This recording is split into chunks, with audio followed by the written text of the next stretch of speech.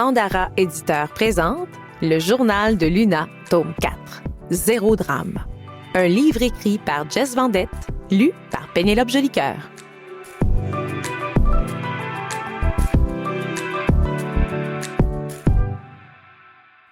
À mes 4 croquettes, mon amoureux et nos drames familiaux. Je vous aime, mes petits dindons. Potouche. 31 janvier. Chère Lini, mes résolutions, ou plutôt ma seule et #unique résolution du 1er janvier est bel et bien anéantie. Du drame, #drama queen, je compte en faire encore des tonnes parce que j'en ai déjà fait beaucoup et que j'en ferai encore plus dans les prochains jours. J'ai le cœur brisé en 1000 millions de milliards de microscopiques infinitésimales, beau mot ça, au moins Luna, même si je l'ai trouvé en googlant, lilliputiennes miettes. Regarde. #peine d'amour. Après avoir vu mon je ne peux même pas prononcer son nom, ça fait trop mal. Je me suis réfugiée dans les toilettes de l'école, mais je ne pouvais pas rester enfermée là toute ma vie et j'ai dû finir par en sortir. #désespoir. J'ai dû simuler une crise d'allergie au pollen très peu crédible en janvier. Bravo Luna pour le super déficit d'imagination. Et je suis arrivée en retard en classe, les yeux rouges comme des tomates et la face enflée comme une citrouille. #pas chic. F1 m'a dévisagée avec un air totalement satisfait, comme si elle se doutait de la raison de mon faux malaise. Elle ne peut en aucun cas savoir que je m'intéressais à Phil. #douleur. Elle devait juste être contente de voir que j'avais pleuré. En tant que bully professionnelle, c'est tout à fait son genre de se réjouir de mon malheur. Parce qu'en effet, ma crise d'allergie au pollen n'était pas crédible pour personne, même pas pour une aussi grosse nouille que F1. #fail. Son sourire narquois m'a au moins donné le cran de relever la tête avec courage et de faire comme si de rien n'était pour le restant de la journée, malgré mon air de zombie et mes yeux bouffis. Pas vrai qu'en plus d'avoir le cœur brisé, j'allais aussi faire rire de moi. #fierté. J'ai donc pris la nouvelle résolution, ce jour-là, de ne laisser voir à personne mes sentiments bafoués et de plonger dans ma peine d'amour seulement quand j'arriverai chez moi. Ça a quand même bien fonctionné, mais une fois rendue à la maison, ouf, #déluge. D'abord, je me suis empressée de googler. Google, quoi faire en cas de peine d'amour extrême? Au moins, j'ai trouvé sur Internet de bons conseils que je me suis dépêchée de mettre en application. C'est-à-dire, manger de la crème glacée #verte, à la pistache, ma saveur préférée, me confier à une amie, j'ai tout expliqué par écrit à mes 2 BFF, ne pas retenir mes larmes, au moins chez moi, je peux me laisser aller un peu plus qu'à l'école, même si j'ai dû rendre compte à maman de mes yeux rougis. Me changer les idées. J'ai joué sur ma tablette et j'ai fouiné sur Instagram. Ça fait que, grâce à tous ces trucs-là, après 2 jours, je vais un tout petit mini peu mieux, même si je sens encore que mon cœur est comme une grosse guimauve tout aplatie. #mouru. Évidemment, là, j'angoisse à l'idée de retourner à l'école demain et de croiser les 2 tourtereaux main dans la main. #vomi, #cœur brisé. Ça me prendrait une photo d'eux ensemble que je pourrais regarder non-stop afin de me désensibiliser. C'est comme pour les allergies, quand le docteur t'expose à ton allergène en petite quantité et qu'à la longue, ça ne te fait plus rien. Ça serait la solution parfaite. Peut-être qu'ils en ont déjà mis une sur l'IRS? Vérification faite? Non. Une autre option, je pourrais faire semblant que j'ai moi aussi attrapé l'influenza, comme Charlie. Je n'aurais pas à aller à l'école et je pourrais digérer ma peine toute seule sans les affronter. #rusé, gnac, gnac, gnac. Ça fonctionnerait sûrement vu que c'est ultra contagieux, cette maladie-là. Le seul problème, par contre, c'est que je devrais faire semblant d'être malade longtemps et que je manquerais aussi tout le week-end en snow, et ça, c'est bof en titi. C'est vraiment trop difficile, Lénie, de vivre avec un cœur brisé. #drame. C'est évident que je vais faire de l'insomnie toute la nuit. #encore. Je te raconterai ce que j'ai décidé de faire demain, car en plus de toutes mes catastrophes nucléaires de la journée, j'ai aussi des devoirs. #yark à faire. Il devrait y avoir une exemption de devoirs pour les gens en peine d'amour, mais ce n'est pas le cas. À plus, Luna, X-cœur, X-cœur. 1er février. Oh my God, Lini! Oh my God! Parfois, la vie est tout simplement parfaite. Tu sais quoi? Ce matin, quand je me suis levée, c'est-à-dire il y a moins de 43 minutes, il y avait un énorme tapis de super belle neige, super moelleuse, super brillante et super blanche étalée sur le sol, épais de genre 20 centimètres. Donc, devine quoi? L'école est fermée! Oh yes! Hashtag malade, hashtag meilleure saison du monde, hashtag congé. C'est comme si tous mes vœux, mon seul vœu en fait, celui de manquer l'école, avait été exaucé par magie. On va avoir un week-end de 4 jours parce que c'est pédago lundi, whoop whoop, ce qui veut dire que j'aurai 4 longs jours pour vivre ma peine d'amour, hashtag dramatique, et devenir capable d'affronter ma nouvelle réalité qui est F1 plus F4. Ah oui, je ne te l'ai pas dit, mais F4, c'est maintenant le pseudonyme de Félix. C'est la dernière fois que je dis ou que j'écris son nom. En plus, ça fit avec la première lettre de son prénom, alors c'est encore plus parfait.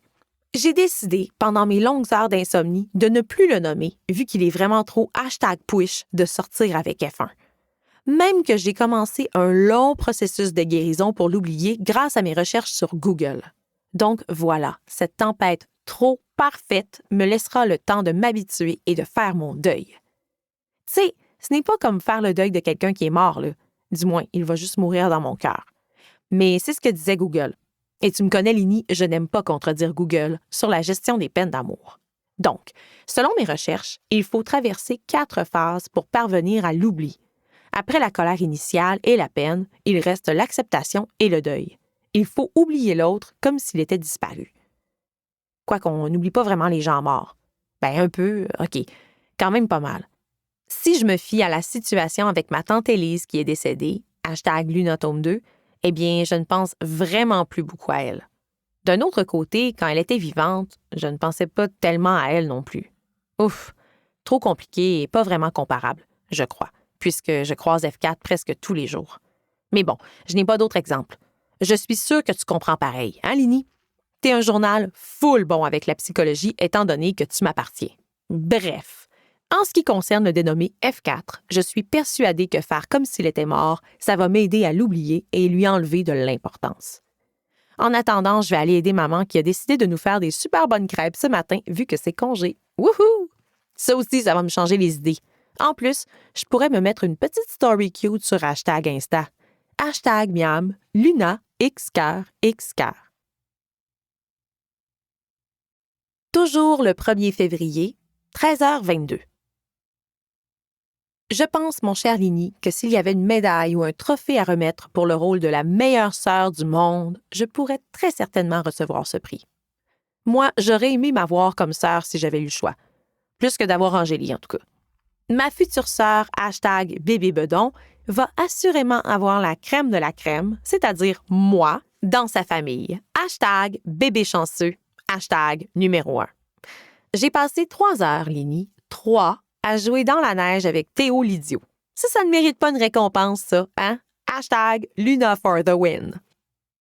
Pour sa maigre défense, je dois t'avouer que pour une fois, mon petit frère n'a pas été trop cornichon, même que je pourrais admettre, sous la torture extrême uniquement, que j'ai eu un peu de plaisir avec lui. On a ri, on s'est fait des salades. Ça, c'est quand tu lances un paquet de neige dans la face de l'autre, mais sans lui faire trop mal, ni causer une chicane, genre. Puis on a construit un énorme fort sans tunnel, bien sûr. Hashtag danger. Les tunnels sous la neige, selon ma mère, c'est l'équivalent d'une bombe atomique côté niveau de risque et de danger. Hashtag too much.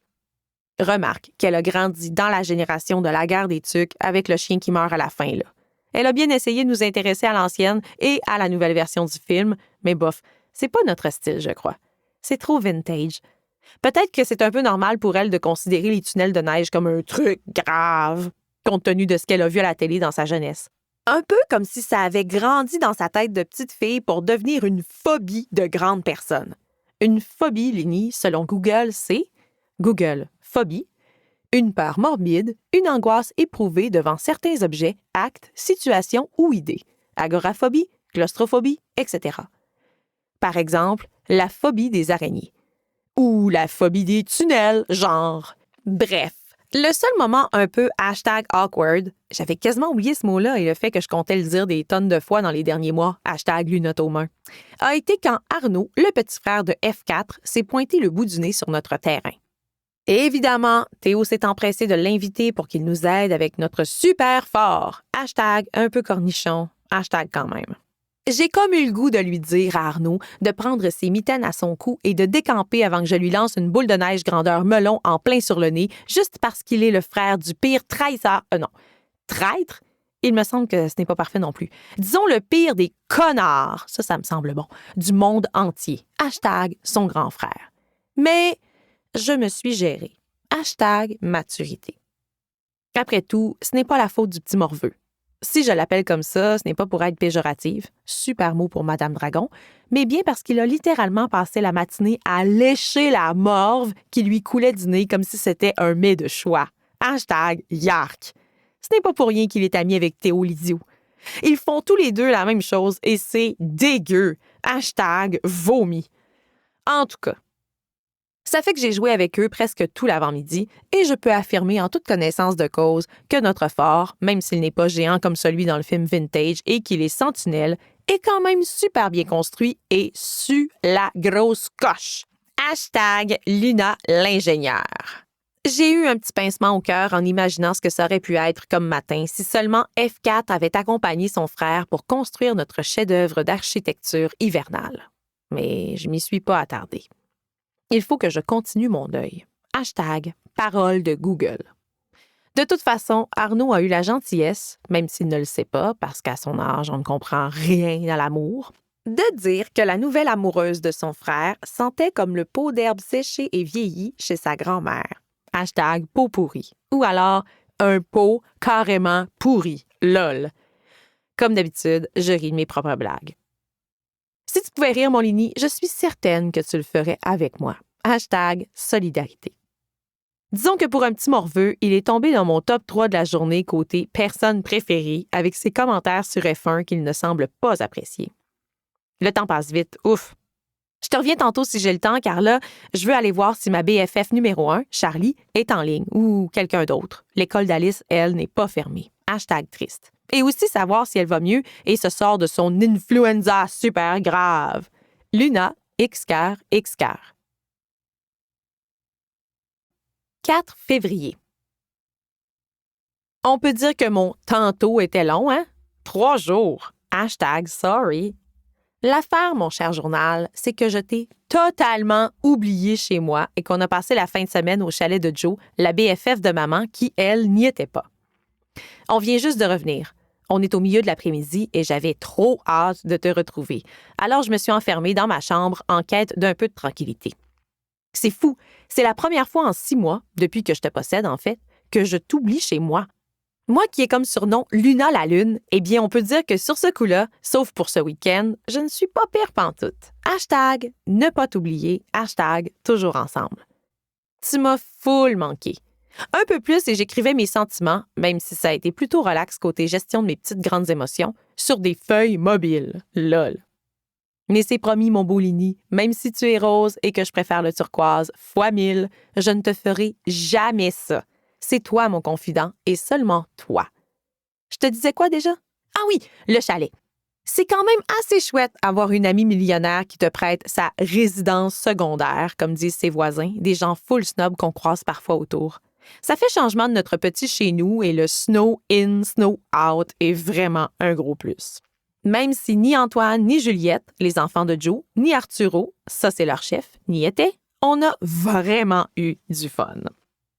Angélie Musli-Vomi a fait l'effort de se joindre à la famille, pour une fois, et même de participer à quelques-unes de nos activités.